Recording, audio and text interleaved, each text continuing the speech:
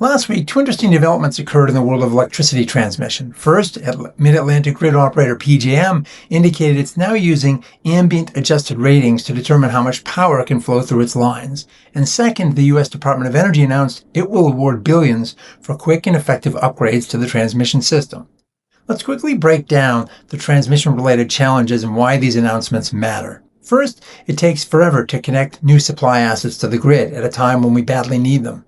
Although some recent improvements have occurred, the latest December 2025 report from Lawrence Berkeley National Laboratory, with data through the end of 2024, highlighted the issue. For all projects seeking interconnection to the grid from 2008 through 2019, only 19% of the projects actually flowed power by the end of 2024. The typical project built in 2025 took 55 months to get through the queue, compared with 36 months in 2015. So yep, we have a problem there. There's a second challenge. Even if all that new capacity could be processed through the interconnection queues, pretty soon those numerous new projects would run up against physical limitations of the existing transmission system. There are simply not enough lines to accommodate the planned resources, let alone meet projected new demands. And few new lines are being built. Consulting firm Grid Strategies reports that less than 1,000 miles of 345 kilovolt (keV) transmission lines were completed in 2024. Far less expansion than is needed, especially in the face of that enormous data center demand we keep hearing about. A huge part of the problem is the challenge of permitting for new rights-of-way. Try moving power from state A to state B, and the permitting delay can kill you. The 3,500 megawatt SunZia line, for example, from New Mexico to Arizona, that will be commissioned this year, has taken over 17 years to complete and involved 10 federal agencies in the permitting process. The Grain Belt Express from Iowa across Missouri to Illinois and Indiana has also been in the permitting process of a similar duration. No relief is coming anytime soon, though there is a glimmer of hope that the federal government may reform the permitting process prior to the midterms, but don't hold your breath on that one. Fortunately, some relief can be had in the short to medium term in the form of grid-enhancing technologies, or GETs, which let us do more with existing transmission. In addition, there is the growing potential for reconductoring. Let's take these one at a time, starting with GETs. There are a few different technologies here, but the one with perhaps the greatest near-term promise at scale is called dynamic line rating, or DLR. DLR has been around for years in Europe and at a smaller scale here in the US, but hasn't been widely deployed. To understand the promise, it helps to understand the existing limits of the transmission system. As power lines move more juice, they heat up. That's because electrons passing through the lines have to move through the metal atoms that comprise the wire, and they bang into each other, creating heat. The way the physics works is that with a doubling of current, the heat quadruples. If the line gets too hot, it actually physically sags. That's one reason you have to trim trees on transmission lines. To move more current, you can increase the voltage. Power lines are rated by voltage, and the extra high voltage lines are typically rated at 345 kV, 500 kV, and 765 kV. The amount of power moved through these lines is dictated by static ratings, which are based on highly conservative worst-case weather scenarios. For example, static ratings might assume a 100-degree Fahrenheit day with zero wind that could pull heat away from the wire and cool it down. Although these conditions rarely occur, that's what the line is rated at, and flows can't exceed that rating. The reality is that most days, one could move a lot more power through the line if one were not guessing how much one could actually safely move, and you knew instead. So how do DLRs work? Well, using a combination of software and sensors, they first measure ambient temperatures and wind. The latter is an astonishingly effective natural coolant in wicking heat away from the line. Think of the wind chill factor that can kill you in the winter.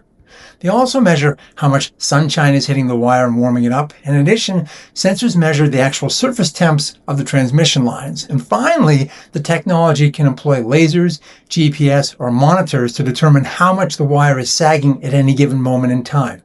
It's kind of like having a real-time MRI on a patient. You don't have to guess what's happening, you know. And that lets you confidently move more power without hitting your so-called thermal violations. How much more? A 2024 case study demonstrated that in the winter, one could exceed static line ratings 100% of the time on a 345 kV line with average capacity increases of 81%.